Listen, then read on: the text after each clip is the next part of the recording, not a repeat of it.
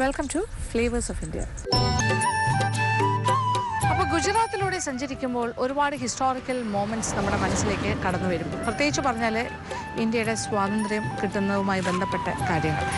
അപ്പോൾ അതിലേറ്റവും പ്രധാനം ഗാന്ധിജിയുടെ ഒരു റോള് തന്നെയാണ്. മഹാത്മാഗാന്ധിജി ഇന്ത്യക്ക് ഇൻഡിപെൻഡൻസ് കിട്ടാനായിട്ട് അദ്ദേഹം എടുത്തിട്ടുള്ള ത്യാഗങ്ങൾ, അദ്ദേഹത്തിൻ്റെ ഭാഗത്തുനിന്നുണ്ടായ എല്ലാ എഫേർട്ടും, അത് നമ്മളെ ഓർമ്മിപ്പിക്കുന്ന ഒരു സ്റ്റേറ്റും കൂടിയാണ് ഗുജറാത്ത്. കാരണം അദ്ദേഹത്തിൻ്റെ ജന്മദേശം എന്ന് പറയുന്നത് ഗുജറാത്ത് തന്നെയാണ്.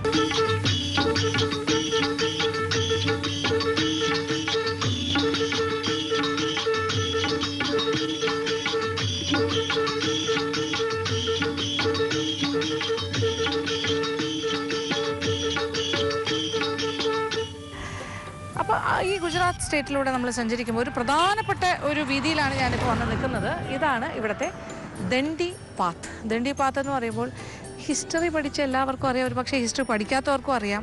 നമ്മുടെ സ്വാതന്ത്ര്യത്തിൻ്റെ ഈ സ്വാതന്ത്ര്യ സമര ചരിത്രമെടുത്ത് നോക്കിയാൽ, അല്ലെങ്കിൽ ഏതൊരു കൊച്ചുകുട്ടിക്കും അറിയുന്ന കാര്യമാണ് ദണ്ഡി യാത്ര, മഹാത്മാഗാന്ധിജി നടത്തിയ ദണ്ഡി യാത്രയെക്കുറിച്ചൊക്കെ. അതായത് ഉപ്പ് സത്യാഗ്രഹം നടത്താനായിട്ട് ദണ്ഡിയിലേക്കൊരു മാർച്ച് എന്നൊക്കെ പറഞ്ഞിട്ട് അദ്ദേഹം കാൽനടയായി നടന്നുപോയി ഉപ്പ് തയ്യാറാക്കി, അല്ലെങ്കിൽ ഉപ്പ് പ്രൊഡ്യൂസ് ചെയ്തിട്ട് ഉപ്പുണ്ടാക്കി പ്രതിഷേധിച്ചു എന്നുള്ളതാണ്. സോൾട്ട് ടാക്സിനെതിരായിട്ട് ഉപ്പിന് ടാക്സ് വെച്ചപ്പോൾ, പിന്നെ നികുതി ഈടാക്കിയപ്പോൾ ബ്രിട്ടീഷുകാർ, അതിനെതിരായിട്ടുള്ളൊരു പ്രതിഷേധമായിരുന്നു, ഒരു സൈലൻറ്റ് പ്രതിഷേധമായിരുന്നു ദണ്ഡി യാത്ര. അപ്പോൾ ഈ ദണ്ഡിയിലേക്കുള്ള ആ യാത്ര എന്ന് പറഞ്ഞാൽ സോൾട്ട് സത്യാഗ്രഹയ്ക്ക് വേണ്ടി പോയ അതിൻ്റെ ഭാഗമായി നടത്തിയ ദണ്ഡി യാത്ര കാൽനടയായിട്ട് നടന്നു പോയതാണ്. അപ്പോൾ ആ ഒരു പാതയിലാണ് ഞാനിപ്പോൾ നിൽക്കുന്നത്. അതുകൊണ്ട് തന്നെ എവിടെ ഈ റോഡിലൂടെ പോകുമ്പോഴൊക്കെ പല ഭാഗങ്ങളിലും നമ്മളിങ്ങനെ എഴുതി വെച്ചിരിക്കുന്നതാണ് ദണ്ഡി പാത്ത് എന്ന്. അപ്പോൾ ഇപ്പോൾ ടാറിട്ടൊരു ഹൈവേ പോലെയൊക്കെയാണ് കിടക്കുന്ന ഈ റോഡ്. അപ്പോൾ ഈ റോഡിലൂടെ നമ്മൾ സഞ്ചരിക്കുമ്പോൾ, നമ്മളിപ്പോൾ വാഹനത്തിലാണ് സഞ്ചരിക്കുന്നത്, അപ്പോൾ പിന്നിലേക്ക് നമ്മളുടെ ചിന്തകൾ പോകണം. കാൽനടയായി മഹാത്മാഗാന്ധിജി നടന്നുപോയ പാതയിലൂടെ നമ്മളിപ്പോൾ സഞ്ചരിക്കുകയാണ്. അപ്പോൾ ഇത്രയ്ക്കൊരു പവിത്രമായൊരു സ്ഥലത്തല്ലേ ഞാൻ നിൽക്കുന്നത്. എന്തൊരു വ്യത്യസ്തമായൊരു അനുഭവമാണ് അല്ലേ. അത് മനസ്സിങ്ങനെ പിന്നിലേക്ക് ചിന്തിക്കുകയാണ്, പുറകിലേക്ക് പോകുന്നു. ചരിത്ര മുഹൂർത്തങ്ങളിലൂടെ സോൾട്ട് സത്യാഗ്രഹയും ദണ്ഡി മാർച്ചും ഒക്കെ മഹാത്മാഗാന്ധിജി നടന്നു പോയ അദ്ദേഹത്തിൻ്റെ പാദസ്പർശമേറ്റ പാതയിലൂടെ നമ്മളും സഞ്ചരിക്കുന്നു.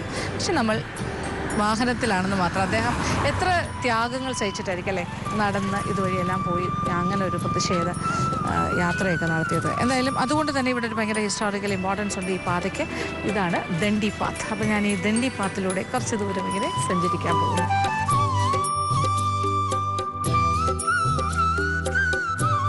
ഇതിനടുത്തുള്ള ഗ്രാമങ്ങൾ എന്ന് പറഞ്ഞാൽ കതിരാമും ഏരത്താൻ എന്നൊക്കെ പറഞ്ഞ ഗ്രാമപ്രദേശങ്ങളാണ്. ഇവിടെ ഇപ്പോഴും ഫീൽഡുകളാണ്, ഈ കൃഷിസ്ഥലങ്ങളും ഒക്കെ ആയിട്ട്. രണ്ട് സൈഡിലും ഗ്രാമപ്രദേശം തന്നെയാണ്.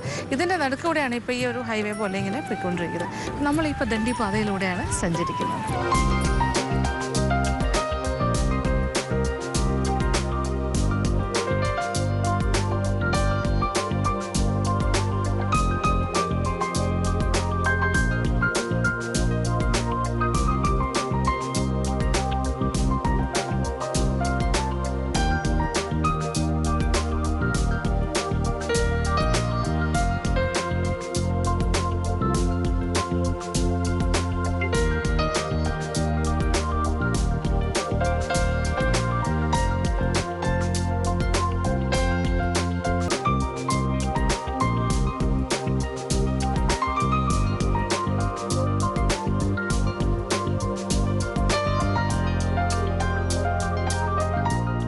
നമ്മളിപ്പോൾ ഗുജറാത്തിൻ്റെ പല ഭാഗങ്ങളായിട്ട്, അതായത് സൗരാഷ്ട്ര റീജിയനിലേക്ക് കടന്നിരിക്കുകയാണ്.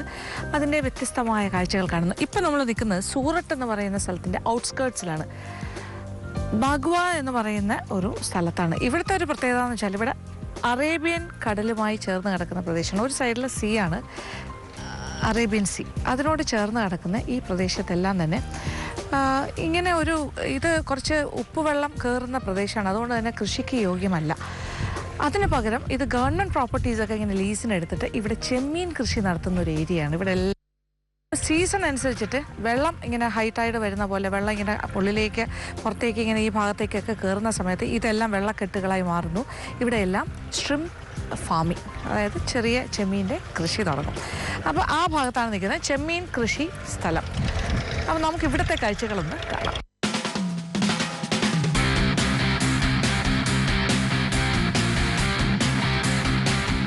എന്തൊരു മനോഹരമായ കാഴ്ചയാണ്. നോക്കൂ, അറേബ്യൻ കടലിനോട് ചേർന്ന് കിടക്കുന്ന ഈ ഒരു ഷ്രിം കൾട്ടിവേഷൻ എന്ന് പറയുന്ന ഷ്രിം ഫാംസ്.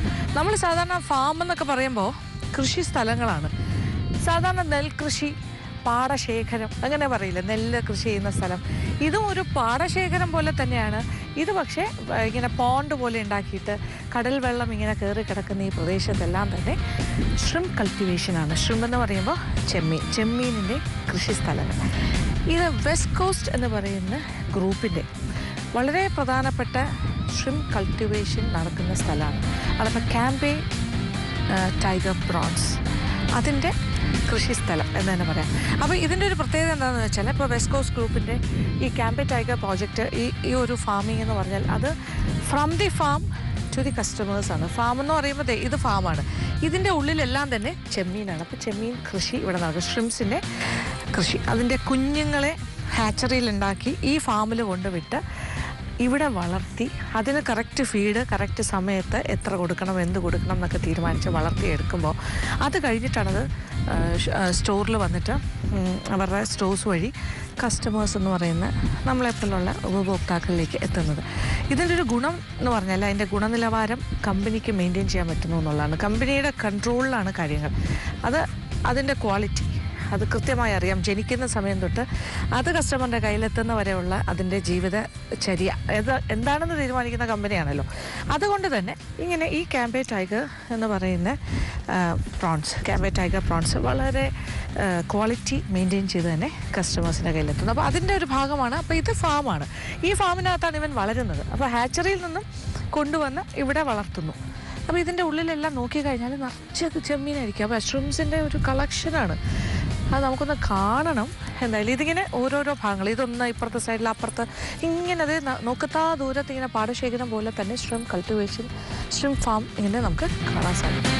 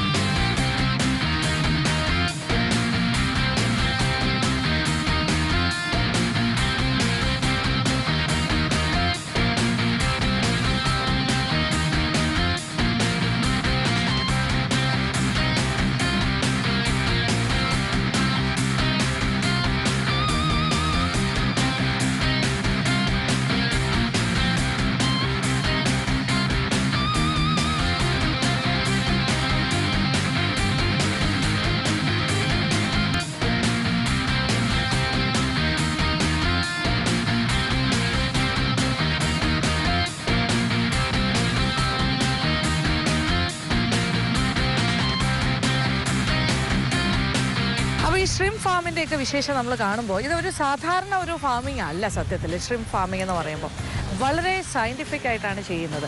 ഇപ്പോൾ തന്നെ നോക്കൂ, എൻ്റെ പിന്നിൽ നോക്കൂ, ഇതിങ്ങനെ ഒരു സാധനം ഇങ്ങനെ ചക്രം പോലെ കറങ്ങുന്നുണ്ടല്ലോ, വെള്ളം ഇങ്ങനെ ഒരു പ്രോസസ്സിംഗ് ആണിത്. സത്യം പറഞ്ഞാൽ ഇത് ഏറിയേറ്റർ എന്നാണ് ഇതിന് പറയുന്നത്. ഈ ഒരു മെഷീൻ അല്ലെങ്കിൽ ഈ പ്രോസസ്സിനെ ഏറിയേഷൻ അല്ലെങ്കിൽ ഏറിയേറ്റർ എന്ന് പറയുന്നൊരു കാര്യമാണ്. അപ്പോൾ ഈ ഏറിയേറ്ററിൻ്റെ പ്രധാനമായിട്ടുള്ള ഉദ്ദേശം എന്ന് വെച്ചാൽ വെള്ളത്തിലെ ഓക്സിജൻ്റെ ക്വാണ്ടിറ്റി മെയിൻറ്റെയിൻ ചെയ്യാനായിട്ടുള്ളൊരു പ്രക്രിയയാണ് ഈ നടക്കുന്നത്. അതായത് ഇങ്ങനെ വെള്ളം ഇങ്ങനെ ഈ ഏറിയേറ്റർ വഴി ഇങ്ങനെ ചെയ്യുമ്പോൾ റൗണ്ട് ചെയ്ത് ഇങ്ങനെ തെറിച്ച് പോകുമ്പോൾ അത് അന്തരീക്ഷവുമായി നന്നായിട്ട് ബന്ധപ്പെട്ട് ഇങ്ങനെ ആ വെള്ളത്തിലേക്ക് ഓക്സിജൻ കണ്ടൻറ്റ് കൂട്ടുന്നു എന്നുള്ളതാണ്. തിരിച്ചത് വെള്ളത്തിലേക്ക് പോകുമ്പോൾ ആ ഓക്സിജൻ ലെവല്, വെള്ളത്തിലുള്ള ഓക്സിജൻ ലെവല് കൂടി വരുന്നു. അത് ഷ്രിംസിന് വളരെ നല്ലതാണ്. അപ്പോൾ കൊഞ്ചിനത് നന്നായിട്ട് വളരാനായിട്ടത് സഹായിക്കുന്നു. അപ്പോൾ ഇങ്ങനെയുള്ള ചില സയൻറ്റിഫിക് ആയിട്ടുള്ള കാര്യങ്ങളും അവരുടെ ഈ വളർച്ചയുമായി ബന്ധപ്പെട്ട കാര്യങ്ങളും ഒക്കെ ഇവിടെ ശ്രദ്ധിക്കുന്നു. അപ്പോൾ ഇത് ഏറിയേറ്ററിൻ്റെ പ്രയോഗം. പിന്നെ ഇതിൻ്റെ വാട്ടർ ലെവല് ഇടയ്ക്ക് കൂടും. അതനുസരിച്ചിട്ടാണ് അത് ആവശ്യത്തിന് അങ്ങനെ വെള്ളത്തിൻ്റെ ലെവൽ കൂട്ടി കൊടുക്കുകയും ഒക്കെ ചെയ്യും. ഇതിൻ്റെ ഒരു സ്റ്റോക്കിംഗ് പീരീഡ് എന്ന് പറഞ്ഞാൽ സാധാരണയായിട്ട് ഫെബ്രുവരി ആ ഒരു പീരീഡാണ്. ഫെബ്രുവരി മാർച്ച് സമയത്താണ് സ്റ്റോക്ക് എടുക്കുന്നത്. അതായത് ഹാച്ചറിയിൽ നിന്നും ചെറിയ കൊഞ്ചിൻ്റെ കുഞ്ഞുങ്ങളെ കൊണ്ടുവന്ന് ഇവിടെ സ്റ്റോക്ക് ടേക്കിംഗ് സ്റ്റോക്കിംഗ് എന്ന് പറയുമ്പോൾ ഇവിടെ കൊണ്ടുവന്ന് വിടുന്നൊരു സമയം വളരാനായിട്ട്. വളർച്ചയുടെ ഒരു പീരീഡ് എന്ന് പറഞ്ഞാൽ 3 months ആണ്. 3 മാസം കൊണ്ട് അത് വളരുന്നു. അത് കഴിഞ്ഞാൽ സ്റ്റോക്ക് ടേക്കിംഗ് ആണ്. അപ്പോൾ സ്റ്റോക്ക് എടുക്കൽ, പിന്നെ ഹാർവെസ്റ്റിംഗ് 3 months. ഫെബ്രുവരി മാർച്ച് കഴിഞ്ഞാൽ ഏതാണ്ട് ഒരു ജൂണോടുകൂടി ഇവരതിൽ അതിൻ്റെ ഹാർവെസ്റ്റിംഗ് ഉണ്ടാവും. ഹാർവെസ്റ്റിംഗ് എന്ന് പറഞ്ഞാൽ അറിയാമല്ലോ, നല്ല രീതിയിലൊരു വിളവെടുപ്പ് എന്ന് പറഞ്ഞാൽ ഈ ഷ്രിംസിൻ്റെ വിളവെടുപ്പ് ഉണ്ടാകും. അത് കഴിഞ്ഞാൽ പിന്നെ ഒരു 2 മാസം ക്ലീനിങ് മറ്റു കാര്യങ്ങൾക്കായിട്ട് മാറ്റി വെച്ചിട്ട് ഇപ്പോൾ ജൂലൈ ഓഗസ്റ്റ് പിന്നെ വീണ്ടും ഒരു സെപ്റ്റംബറോടുകൂടി വീണ്ടും ഇവിടെ സ്റ്റോക്കിംഗ് ആണ്. കുഞ്ഞുങ്ങളെ കൊണ്ടുവന്ന് വിടും വളരാൻ. പിന്നെ ഒരു 3 മാസം കഴിഞ്ഞിട്ട് നവംബർ ഡിസംബർ ആ ഒരു പീരീഡിൽ വീണ്ടും ഹാർവെസ്റ്റ്. അപ്പോൾ 2 times ഓഫ് ഹാർവെസ്റ്റിംഗ് ആണ്. 2 സീസൺ ഹാർവെസ്റ്റിംഗ് ഉണ്ടാകും. അപ്പോൾ ഇങ്ങനെ ഹാച്ചറിയിൽ നിന്നും കൊണ്ടുവരുന്നു കുഞ്ഞുങ്ങളെ, ഇവിടെ കൊണ്ടുവന്ന് ഈ ഫീൽഡിൽ കൊണ്ടുവന്ന് വളർത്തുന്നു. പിന്നെ ഈ ഷ്രിംസിന് ഒരുപാട് തണുപ്പ് പാടില്ല. അപ്പോൾ തണുപ്പ് കൂടുകയാണെങ്കിൽ നേരത്തെ തന്നെ ഹാർവെസ്റ്റിംഗ് നടത്തും. ഡിസംബറൊക്കെ ആയിക്കഴിഞ്ഞാൽ തണുപ്പ് ആയിക്കഴിയുമല്ലോ, അതിന് മുന്നേ അങ്ങ് ഹാർവെസ്റ്റ് ചെയ്യും സാധാരണ. ഇപ്പോൾ തണുപ്പ് സമയം തുടങ്ങിക്കഴിഞ്ഞു. അപ്പോൾ ഒരു പീരീഡ് ഓഫ് ടൈം ഉണ്ട്. അപ്പോൾ ഇപ്പോൾ ലീൻ പീരീഡാണ്, സത്യത്തിൽ കുറവാണ്. ഇപ്പോൾ ഈ ചെമ്മീൻ്റെ കൃഷിയുടെ ഏറ്റവും ഒരുപാടുള്ള സമയമല്ല, ലീൻ പീരീഡാണ്. ഇതിനിങ്ങനെ അങ്ങനെ 2 സമയത്താണ് ഇത് ചെയ്യുന്നത്. അപ്പോൾ ഏറ്റവും നല്ല സമയം എന്ന് പറഞ്ഞാൽ സ്റ്റോക്കിങ്ങിൻ്റെ സമയം ഫെബ്രുവരി മാർച്ച് ആ സമയത്തൊക്കെയാണ്. അത് കഴിഞ്ഞിട്ട് ഏപ്രിൽ മെയ്യിലൊക്കെ ഏപ്രിൽ മെയ് ജൂൺ ആ ഒരു 3 മാസം, മാർച്ച് ഏപ്രിൽ മെയ് ജൂൺ ഒക്കെ ആകുമ്പോഴത്തേക്കും വളർച്ചയാവും 3 മാസം. അത് കഴിഞ്ഞ് ഹാർവെസ്റ്റിംഗ്. പിന്നെ അത് കഴിഞ്ഞൊരു 2 മാസത്തെ ഗ്യാപ്പ് കൊടുത്തിട്ട് വീണ്ടും സ്റ്റോക്കിംഗ്, പിന്നെ വീണ്ടും ഹാർവെസ്റ്റിംഗ്. ഇതൊരു പ്രോസസ്സായിട്ട് ഇങ്ങനെ നടക്കും. അപ്പോൾ ഇതെല്ലായിടത്തും ഇങ്ങനെ ഏറിയേഷൻ, ഇങ്ങനെ ഓക്സിജൻ ലെവൽ മെയിൻറ്റെയിൻ ചെയ്യുന്നു. അങ്ങനത്തെ കുറേ കാര്യങ്ങളുണ്ട് ഇവിടെ. പിന്നെ ഇതിനനുസരിച്ച് അവരുടെ ആഹാരം കൊടുക്കുന്ന കാര്യങ്ങൾ, അതിൻ്റെ ക്രമം, അതെത്ര കൊടുക്കണം, എങ്ങനെ കൊടുക്കണം, ഇതിനെല്ലാം ഒരു കണക്കുണ്ട്. സയൻറ്റിഫിക് വേ ഓഫ് കൾട്ടിവേഷനാണ് ഷ്രിംപ് ഫാമിംഗ്. നമുക്ക് ആ ഭാഗത്തേക്കെല്ലാം എന്ത് രസം അറിയാം.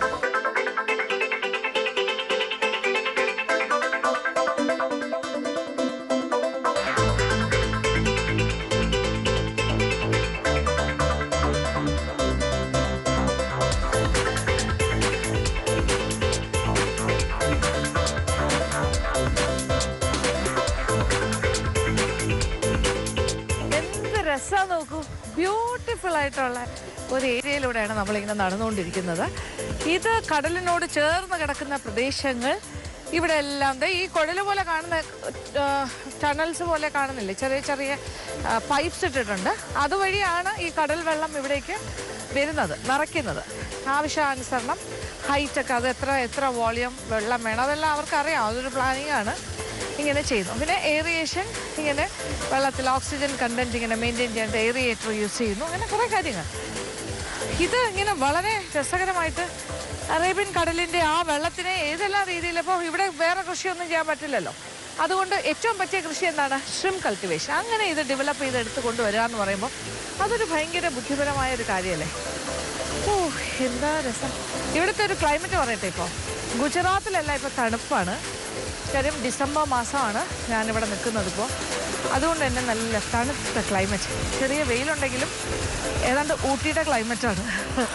നല്ല തണുപ്പ്, നല്ല തണുത്ത കാറ്റ് തന്നെ ഇങ്ങനെ പൊതിഞ്ഞു പോവാണ്. പക്ഷേ ഇത് ഷ്രിംപ് കൾട്ടിവേഷന് പറ്റിയൊരു ക്ലൈമറ്റ് അല്ല, തണുപ്പ്. അപ്പോൾ ഞാൻ വന്ന സമയം കുറച്ച് ലീൻ പീരീഡ് ആണ്. ഇതിൻ്റെ ഏറ്റവും നല്ല സമയത്തല്ല വന്നത്. ഒരു പക്ഷേ ഏപ്രിൽ മെയ് മാസങ്ങളിൽ വന്നെങ്കിൽ ഹാർവെസ്റ്റ് തന്നെ കാണാൻ ഹാർവെസ്റ്റ് കാണേണ്ട കാഴ്ചയാണ്. അത് കാണണം, എന്നാലേ അതിൻ്റെ ഒരു ഭംഗി അറിയാൻ സാധിക്കുള്ളൂ.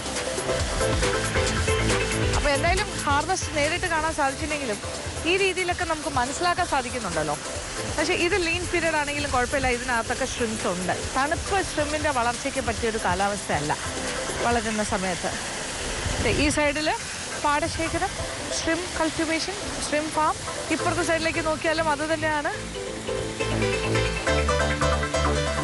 പിന്നെ അതിൻ്റെ അപ്പുറത്ത് നോക്കിയാലും അങ്ങനെയാണ്. ഇതെല്ലാം തന്നെ വെള്ളക്കെട്ടുകളാണ്, പോൺസ് പോലെയാണ്. വലിയ വലിയ വയലുകൾ ഇങ്ങനെ വെള്ളം നിറച്ച പുഞ്ചപ്പാടം പോലെ ഇങ്ങനെ കിടക്കുകയാണ്.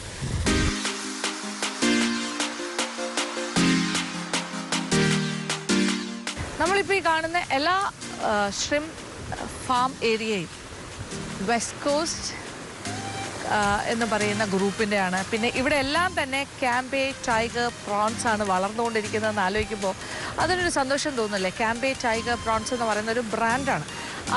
അവർ ആ ക്യാമ്പേ ടൈഗർ പ്രോൺസിൻ്റെ അവർ ജീവിക്കുന്ന സ്ഥലമാണിത്. അവർ വളർന്നു വരുന്ന സാഹചര്യമാണ് നമ്മളിപ്പോൾ കാണുന്നത് എങ്ങനെയാണെന്ന്. അപ്പോൾ എത്ര ഫ്രഷായിട്ടാണ് അവരെ എങ്ങനെയാണ് വളർത്തുന്നതെന്നൊക്കെ നമുക്ക് നേരിട്ട് മനസ്സിലാക്കാൻ സാധിക്കുന്നുണ്ടല്ലോ അല്ലേ. അപ്പോൾ ഇത് ശരിക്കും ഒരു ആസ് എ കസ്റ്റമർ, ഞാനിപ്പോൾ ഒരു കസ്റ്റമറാണ്, ഞാൻ വാങ്ങുന്ന ഒരാളാണ്. അപ്പോൾ എനിക്കിങ്ങനെ അത് വളരുന്ന സ്ഥലത്ത് വന്ന് കാണാൻ സാധിക്കുന്നത് ഒരു വലിയൊരു ഭാഗ്യമാണ്. കാണാൻ പറ്റുമ്പോഴാണ് ശരിക്കും മനസ്സിലായി. അപ്പോൾ കടലിൽ വളരുന്ന ഒരു കൊഞ്ചിനെ കുറിച്ച് നമുക്ക് കൂടുതൽ കാര്യങ്ങളൊന്നും അറിയാൻ സാധിക്കില്ല. കാര്യം അവിടെ എന്തൊക്കെയാണ് അത് കഴിക്കുന്നത്, അതിൻ്റെ ജീവിത സാഹചര്യം എന്താണെന്നും അറിയില്ലല്ലോ. പക്ഷേ ഇവിടെ കൃത്യമായി അറിയാൻ സാധിക്കുന്നുണ്ട്. വെസ്റ്റ് കോസ്റ്റിൻ്റെ ക്യാംബേ ടൈഗർ ഈ ടൈഗർ പ്രോൺസ് എന്ന് പറയുന്ന ഈ കൊഞ്ചെല്ലാം എങ്ങനെയാണ് വളരുന്നതെന്ന് നമുക്ക് ശരിക്കും മനസ്സിലാവും. കാര്യം ഇത്രയും മനോഹരമായ ഫാമിലാണ്, കൃഷി സ്ഥലത്ത് തന്നെയാണ് അവൻ വളർന്നു വരുന്നത്. ഇവിടെ വെള്ളത്തിൻ്റെ ഏറിയേഷനൊക്കെ കറക്റ്റായിട്ട് അവർ നോക്കുന്നുണ്ട്, ഓക്സിജൻ കണ്ടൻറ്റ് നോക്കുന്നുണ്ട്. പിന്നെ അവർക്ക് കൊടുക്കുന്ന ഭക്ഷണം എന്താണെന്ന് ഇവർ തന്നെയാണ് തീരുമാനിക്കുന്നത്. ഇതെല്ലാം തന്നെ ഓർഗാനിക് ഫുഡാണ് കൊടുക്കുന്നത്, ഓർഗാനിക് ഫീഡ് കൊടുത്താണ് വളർത്തുന്നത്. വളർച്ചയുടെ കാലഘട്ടം ക്രമീകരിക്കുന്നുണ്ട്. 3 മാസം കറക്റ്റ് വളർച്ച കൊടുക്കുന്നു, അതനുസരിച്ച് അതിൻ്റെ വിളവെടുപ്പ് അതെല്ലാം നടക്കുന്നുണ്ടല്ലോ. എത്ര എത്ര എത്ര എത്ര പാടങ്ങളാണ് ഇവിടെ. എല്ലാം തന്നെ ഓൾ ഷ്രിം ഫാംസ്, എല്ലാം തന്നെ വെസ്റ്റ് കോസ്റ്റ് എന്ന് പറയുന്ന ഗ്രൂപ്പിൻ്റെ ക്യാംബേ ടൈഗർ പ്രോൺസ് കൾട്ടിവേഷൻ നടക്കുന്ന ഏരിയ.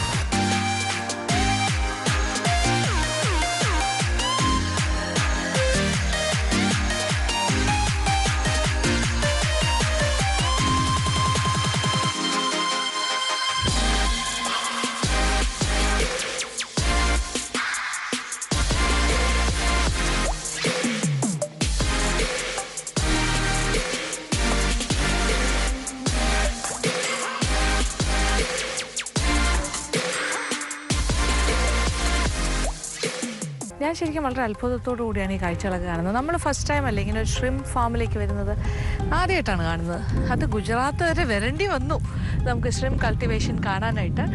എന്നാലും ഇതൊരു ബ്യൂട്ടിഫുൾ ആയിട്ടുള്ളൊരു കോൺസെപ്റ്റും ഒരു കാഴ്ചയുമാണ്. കാര്യം കടലിൻ്റെ വെള്ളം തന്നെയാണ് ഇവിടെ ഉപയോഗപ്പെടുത്തുന്നത്.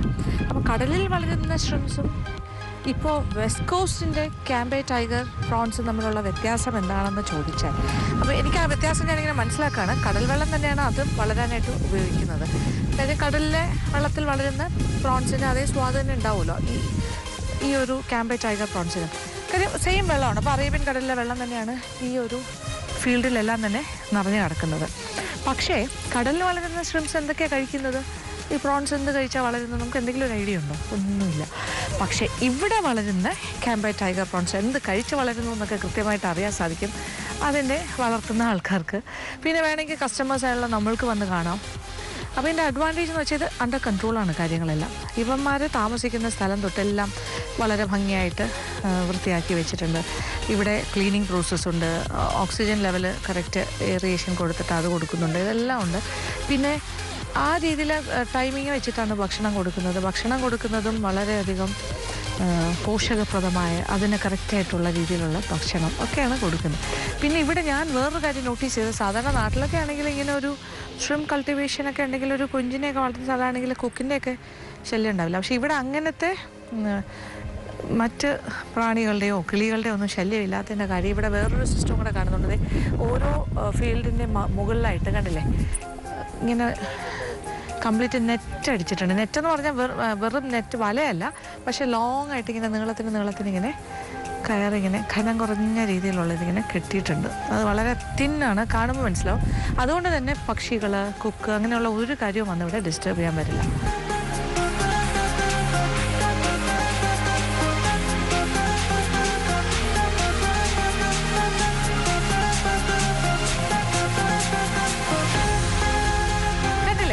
ഓരോ ഇങ്ങനെ പാടത്തിൻ്റെയും സൈഡിലായിട്ട് കണ്ടില്ലേ കൾട്ടിവേറ്റ് ചെയ്യുന്നത്. ഇവിടെ ഷ്രിംസ് വളരുന്ന സ്ഥലമല്ലേ, ഷ്രിം ഫാമാണ്. അപ്പോൾ അതിൻ്റെ സൈഡിൽ ഇങ്ങനെ മുള ഇങ്ങനെ വിളച്ച് വെച്ചിരിക്കുന്നത്, ഇങ്ങനെ സൈഡിലേക്ക് ചരിച്ച് അതിലിങ്ങനെ കയറ് കെട്ടിയിട്ട് അതിൽ നിന്നാണ് അങ്ങോട്ടും ഇങ്ങോട്ടും ഇങ്ങനെ നീളത്തിനിങ്ങനെ കെട്ടിയിരിക്കുന്നത്. ഏതാണ്ട് നെറ്റ് പോലെ തോന്നിക്കുന്ന രീതിയിൽ അടുപ്പിച്ചാണ് ഇങ്ങനെ കയറിങ്ങനെ തിൻ റോപ്സാണ്, കട്ടി കുറഞ്ഞ നൂല് പോലെയുള്ള ഇത് ശരിക്കും വാട്ടർ ബേർഡ്സിനെയും ഈ പറന്ന് നടക്കുന്ന കൊക്ക് പോലെയുള്ള മീനിനെ പിടിക്കാൻ നടക്കുന്ന ആൾക്കാരുണ്ടല്ലോ, അവരെ പേടിപ്പിക്കാൻ ഇത് തന്നെ ധാരാളമാണ്. അല്ലാതെ ചെറിയ നെറ്റ് പോലത്തെ കാര്യത്തിൻ്റെ ആവശ്യമില്ല. അതിങ്ങനെ നീളത്തിന് ഇങ്ങനെ കയറ് പോലെ ഇങ്ങനെ കിട്ടിയാൽ മതി, അടുപ്പിച്ച്. അതിനാണ് ഇങ്ങനെ മുള നാട്ടിയിരിക്കുന്നത്. ഇതിലാണ് അത് ഫിക്സ് ചെയ്തിരിക്കുന്നത്, വളച്ച്.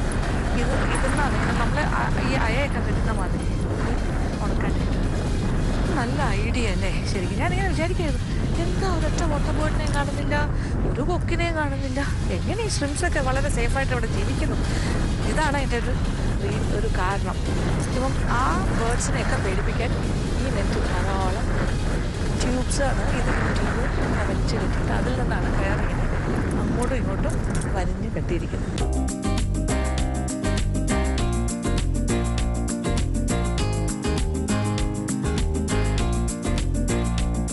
വെസ്റ്റ് കോസ്റ്റ് ഗ്രൂപ്പിൻ്റെ കാംബേ ടൈഗർ പ്രോൺസ് എല്ലാം തന്നെ ഇവിടെ സേഫാണ്. ആരും വന്ന് പിടിച്ചോണ്ട് പോയില്ല. ഒരു കള്ളനും ഇവിടെ പിടിക്കാൻ പറ്റില്ല, കിളികൾക്കൊന്നും കിട്ടില്ല. എന്ത് നല്ലൊരു അറ്റ്മോസ്ഫിയറാണ് ഇവിടെ എന്ന് പറയും. ഇപ്പം നല്ല കാറ്റെന്ന് പറഞ്ഞാൽ കടലെടുത്ത് കിടക്കല്ലേ, അപ്പോൾ കടൽ കാറ്റും അത് ഇപ്പോഴത്തെ ഒരു ക്ലൈമറ്റ് സീസൺ അനുസരിച്ചിട്ട് ആ ഒരു തണുത്ത കാറ്റിൻ്റെ അതിമനോഹരമായ കാഴ്ചയും